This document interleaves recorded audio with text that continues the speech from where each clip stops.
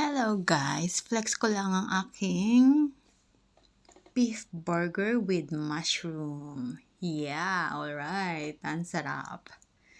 Ang pinili ko dyan, hindi white rice. Guess what? It's a fried rice. Pero hindi ko napakita yon. Next video na yon para may ibang content. Char! So, let's start.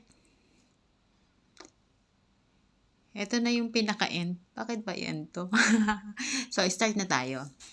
Kumuha ko ng 3 beef burger and 1 can of mushroom. Mura lang yan. Binili ko lang sa Bacala. 5 dirham.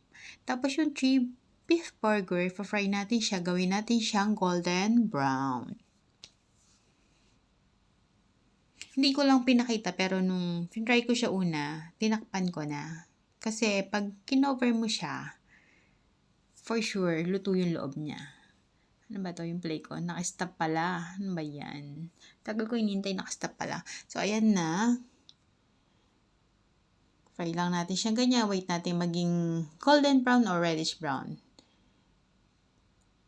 Ayun. Nalis na pala. So, ito. Ginamitan ko naman ng minced garlic and onion para sa mushroom. Yun ang gagamitin natin.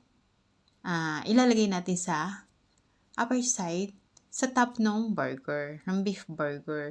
Hindi natin siya iluluto kasama yung beef burger. Tapos, ayan na yung mushroom natin. Itong mushroom na to, hindi mo kailangan lutuin masyado kasi soft na siya. Nasa loob kasi siya ng incan siya, hindi fresh ang kinuha ko.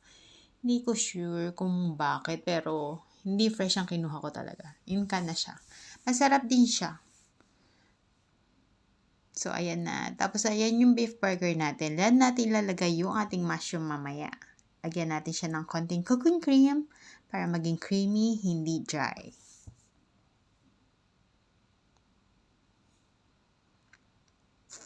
Yung. So, ayan. Pag ganyan na yung texture, luto na yan, syempre. Hindi mo naman kailangan lutuin na sobra-sobra yan. Nilagyan ko rin pala siya ng chili flakes. Para pag kumain ka may kumakagat. So, ayan. Nalagay na natin siya sa ibabaw ng beef burger. Ganyan lang kasimple. May food ka na. So, yun lang guys. Tapos na ang video for today.